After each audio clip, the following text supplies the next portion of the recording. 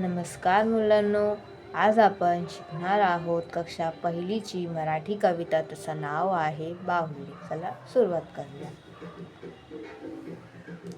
लहान माझी बाहुली, मोठी तिची सावली. घारे डोळे फिरविते, लुकू लुकू ही बघते. नकटे नाक उडविते, गुबरे गाल फुगविते.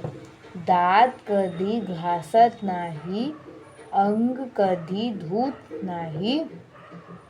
इवले घरकुल मांडते, मांडता मांडता सांडविते. पोळ्या केल्या करपून गेल्या, भात केला कच्चा झाला. वरण केलं पातळ झालं, तूप सगळं सांडून गेलं. केळ्याचे शिकरण करायला गेली, भरले दोन्ही हात. आडाचं पाणी काढायला गेली, धपकन पडली आत.